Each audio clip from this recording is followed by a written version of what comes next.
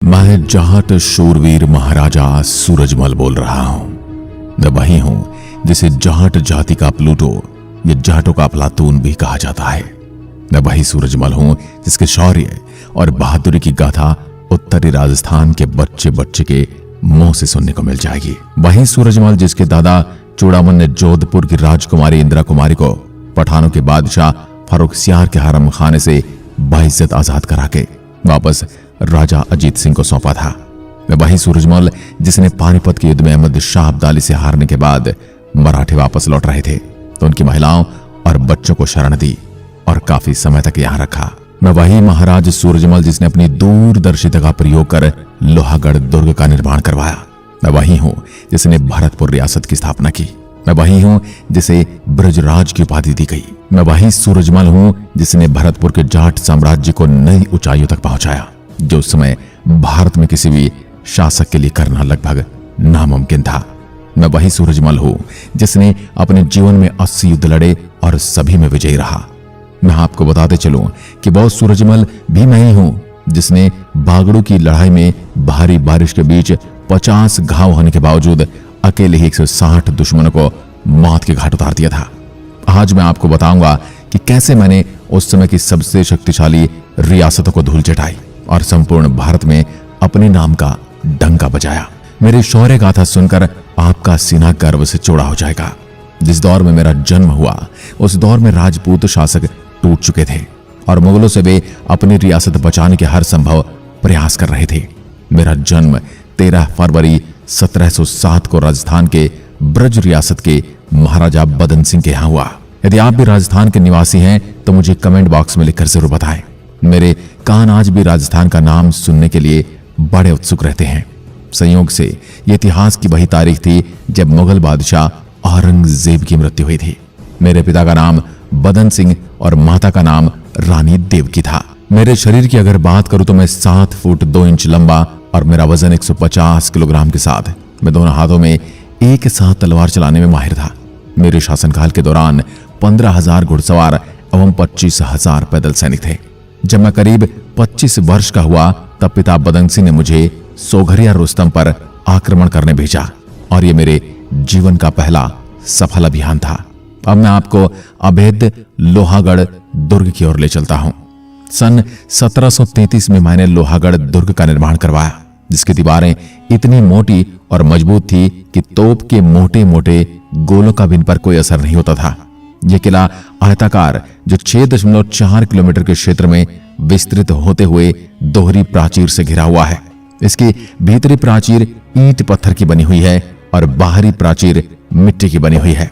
मिट्टी की प्राचीर पर तोप के गोलों का कोई असर नहीं होता था। यह किला इतना दुर्जय है कि कई मुस्लिम शासक यहां तक कि अंग्रेजों ने भी इस किले को जीतने के लिए 13 बार अपनी पूरी ताकत लगा दी थी। एक अंग्रेज अफसर लॉर्ड लेक जिसने इस किले को बारूद तक से उड़ाने की योजना बनाई, लेकिन तब भी वह इस किले का कुछ नहीं बिगाड़ पाया। इसलिए इस किले को अजयगढ़ का किला भी कहा जाता है। लोहागढ़ के चारों ओर एक गहरी खाई और मिट्टी का विशाल परकोटा किले के सुरक्षा कवच का कार्य करता है। किले के प्राचीर में 8 विशाल 40 अर्धचंद्राकार बुर्ज तथा 2 विशाल दरवाजे हैं। जब भी मैं इसकी ओर देखता हूं तो मैं अपने आप को गौरवान्वित महसूस करवाता हूं, क्योंकि हिंदुस्तान के इतिहास में एकमात्र किला है जो हमेशा से अभेद्य रहा। किसी की परछाई तक इस पर नहीं पड़ पाई। अब मैं आपको बताता चलूं कि मैंने रणभूमि में महाराज जयसिंह के बड़े पुत्र ईश्वरीय सिंह का क्यों साथ दिया। मेरे और जयपुर रियासत के महाराज जयसिंह में दोस्ताना संबंध थे, परंतु महाराज जयसिंह की मृत्यु होने से जयपुर रियासत को लेकर जयसिंह के दोनों पुत्रों ईश्वरीय सिंह और माधव सिंह में सत्ता संघर्ष शुरू हो गया। मैं जयसिंह के बड़े पुत्र ईश्वरीय सिंह को नियमानुसार रियासत का वारिस देखना चाहता था। उधर उदयपुर रियासत के महाराज जगत सिंह के छोटे पुत्र माधव सिंह को रियासत का राजा बनने के पक्ष में थे। इस मतभेद को लेकर दोनों के बीच 1747 में युद्ध हुआ, जिसमें ईश्वरीय सिंह को विजयश्री प्राप्त हुई। लेकिन माधव सिंह अभी भी रियासत पाने की लालसा में था और एक रणनीति के तहत वो मराठों, राठौड़ों एवं उदयपुर के सिसोदिया राजाओं के साथ मिलकर फिर से ईश्वरीय सिंह से युद्ध करने आ गया। ऐसे में अब ईश्वरीय सिंह अकेला पड़ गया और उसकी हार निश्चित दिखाई देने लगी। लेकिन ऐसे माहौल में मैं बिना परिणाम की चिंता किए हुए अपने 10,000 सैनिकों को लेकर ईश्वरीय सिंह का साथ देने रणभूमि में पहुंच गया। यह सवाल मेरे जिगरी दोस्त जय सिंह और मेरे आत्मसम्मान का था, लिहाजा मैं अपने हाथों में तलवार लिए वही युद्ध भूमि में दुश्मन के छक्के छुड़ाने लगा। मुझे खुखार तरीके से लड़ता देख जब राजपूत राजाओं ने मेरा परिचय पूछा, तब मैंने जवाब दिया, नहीं जाटनी ने सही व्यर्थ प्रसव की पीर, तब जन्मा उसके गर्भ से सूरजमल सा वीर। 20 अगस्त 1748 में बागरू स्थान पर लड़ाई में भारी बारिश के बीच 50 घाव लगने के बावजूद अकेले ही मैंने 160 दुश्मनों को मौत के घाट उतार दिया। ईश्वर सिंह को इस युद्ध में भी विजयश्री प्राप्त हुई और वो जयपुर रियासत के राजा घोषित हुए। मैंने अपने वीर साहसी सैनिकों के साथ 1753 में वैशाख माह में दिल्ली पर कूच कर दिया। मुगल सम्राट की सेना के साथ मेरा संघर्ष कई महीने तक चलता रहा और आखिरकार कार्तिक के महीने में मैंने दिल्ली पर आक्रमण किया और दिल्ली सहित फिरोज शाह कोटला तक अपने राज्य का विस्तार किया। मेरे इस राज्य विस्तार को देखकर दिल्ली के नवाब नवाजुद्दीन ने मराठा सरदारों के कान मेरे खिलाफ भर दिए। इसका परिणाम यह हुआ कि मराठा सरदारों ने मिलकर भरतपुर पर चढ़ाई कर दी। 3 महीने से भी ज्यादा समय तक भरतपुर कुम्हेर के किले को घेर कर रखा, लेकिन मराठा सरदार भरतपुर पर कब्जा करने में असफल रहे और इस हमले की कीमत मैंने मराठा सरदार मलधर राव के बेटे खंडराव होलकर को मौत के घाट उतारकर चुकता कर लिया। कोई चारा न देखकर मराठा सरदारों को मुझसे संधि करनी पड़ी। मराठा सरदार होलकर ने 1754 में भरतपुर कुम्हेर पर आक्रमण कर दिया। मैंने नजीबुद्दौला द्वारा अहमद शाह अब्दाली के सहयोग से भारत को मजहबी राष्ट्र बनाने की कोशिश को विफल कर दिया। मेरे इस पराक्रम को देख सन 1755 में मेरे पिता बदन सिंह ने अपने जीवन काल में ही मुझे भरतपुर की बागडोर सौंप दी। 22 मई 1755 को मेरा राज्याभिषेक कर दिया गया। भरतपुर का युद्ध 12 फरवरी 1757 को भरतपुर और अफगानों के सेना के बीच लड़ा गया था। अफगान दुर्रानी साम्राज्य के शासक अहमद शाह दुर्रानी ने भरतपुर पर हमला कर दिया। दुर्रानी ने डींग पर हमला करने की हिम्मत नहीं की। मेरी सेना उसके खिलाफ बल्लभगढ़, चौमुंडा, गोकुल, कुम्हेर और भरतपुर में लड़ाई लड़ रही थी। सेना ने अफगान सेना को रोक दिया। सेना ने अब्दाली की सेना को भी हरा भी दिया। अंत में अब्दाली को युद्ध छोड़कर पीछे हटना पड़ा। इस दौरान उसने मथुरा और वृंदावन के पवित्र स्थानों को बर्बाद कर दिया और लूट लिया। 14 जनवरी 1761 में पानीपत की तीसरी लड़ाई मराठों और अहमद शाह अब्दाली के बीच हुई। मराठों के पास न तो पूरा राशन था और न ही इस इलाके का उन्हें भेद था। कई दिन के भूखे सैनिक क्या युद्ध करते। अगर उस दिन सदाशिव राव मुझसे छोटी सी बात पर तकरार करके मुझे उस युद्ध में साझेदार बनाता तो आज भारत की तस्वीर कुछ अलग होती, लेकिन फिर भी मैंने दोस्ती का हक अदा किया। 30-40 हजार मराठा सैनिक जंग के बाद जब वापस जाने लगे तो भरतपुर रियासत के इलाके में पहुंचते पहुंचते उनका बुरा हाल हो गया था। जख्मी हालत में भूखे प्यासे सब मरने की कगार पर थे और ऊपर से भयंकर सर्दी भी थी। 10 दिन तक मैंने उन्हें भरतपुर में रखा। उनके भोजन एवं कपड़ों का इंतजाम किया।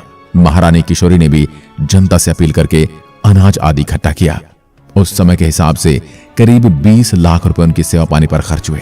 जाते हुए हर आदमी को 1 रुपया, 1 सेर अनाज और कुछ कपड़े दिए गए ताकि रास्ते का खर्च निकाल सके। कुछ मराठा सैनिक लड़ाई से पहले अपने परिवार को बिलाए थे और उन्हें हरियाणा के गांव में छोड़ गए। कई सैनिकों की मौत के बाद उनकी विधवाएं वापस नहीं गई। बाद में वे परिवार हरियाणा की संस्कृति में रम गए और कुछ मराठा परिवार यहां ही बस गए, जो बाद में चलकर भगोड़ ब्राह्मण कहलाए। यह बात उस समय की है जब मराठे बहुत ताकतवर बन गए थे। उनके सामने लड़ने की किसी की हिम्मत नहीं थी। इसी वजह से वो अपने साथ में औरतें और बच्चों को भी लेकर चलते थे। दिल्ली की तो उस समय कोई हैसियत ही नहीं थी कि वो मराठों से लड़ सके। दिल्ली के दीवाने खास को लूटकर मराठों ने सिक्के ढलवा दिए थे। जब अफगानी आक्रांता अहमद शाह अब्दाली भारत आया तो उसके और मराठों के बीच पानीपत में युद्ध हुआ। जब मराठे युद्ध के लिए जा रहे थे तो भरतपुर से होकर गुजरे थे।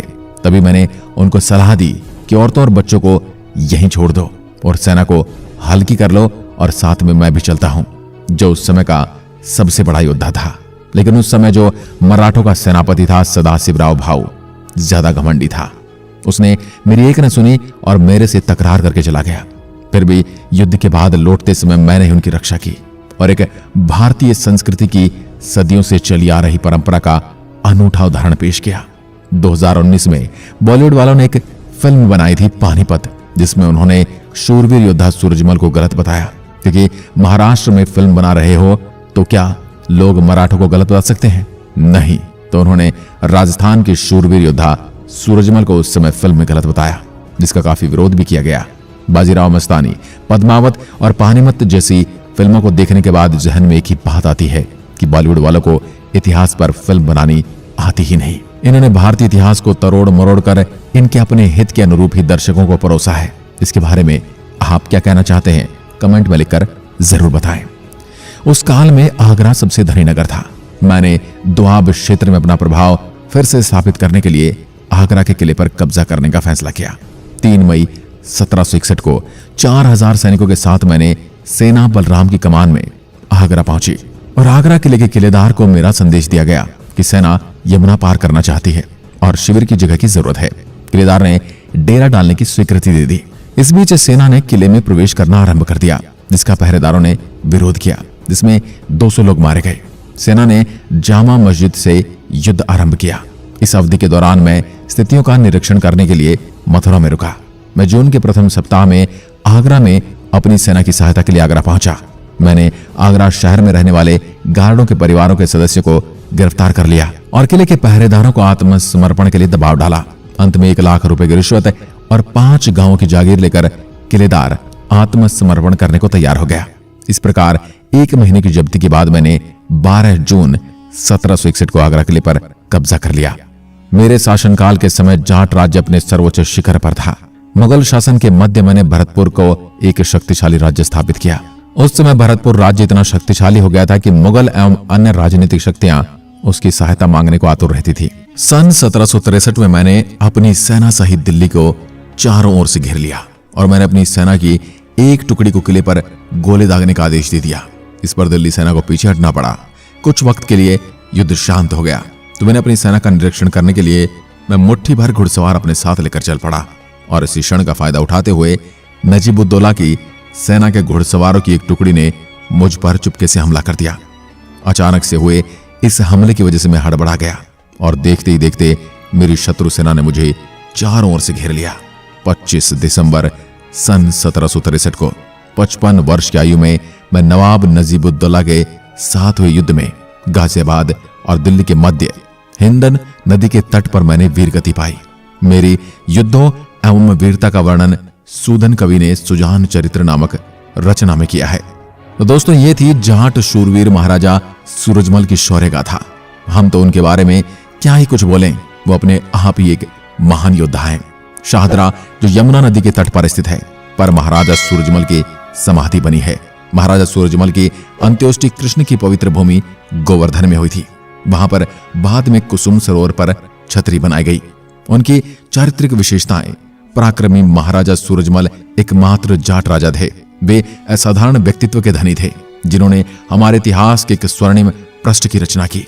वो अपने इतिहास में महाराजा सूरजमल को सिर्फ एक योद्धा बनाकर रख दिया है, जबकि वो एक योद्धा होने के साथ साथ एक नैतिक गुणों के धनी भी थे। उनका मानना था कि मानवता ही मनुष्य का एकमात्र धर्म है। उन्होंने एक राष्ट्र के रूप में भारत की कल्पना की और राष्ट्रीय एकता स्थापित करने में अपना जीवन समर्पित कर दिया। महाराजा सूरजमल किसानों को समाज का सबसे महत्वपूर्ण वर्ग मानते थे और उनका बड़ा सम्मान करते थे। उन्होंने व्यक्तिगत रूप से किसानों की समस्याओं को सुना और उस समाधान के लिए सुधारों की शुरुआत की। उनके नाम पर स्थापित कुछ संस्थानों में महाराजा सूरजमल इंस्टीट्यूट ऑफ टेक्नोलॉजी और महाराजा सूरजमल ब्रिज यूनिवर्सिटी भरतपुर शामिल हैं। 2019 की हिंदी फिल्म पानीपत में उनका किरदार मनोज बख्शी ने निभाया था। 1994 में हिंदी टीवी श्रृंखला द ग्रेट मराठा में उनके चरित्र को अरुण माथुर द्वारा चित्रित किया गया था।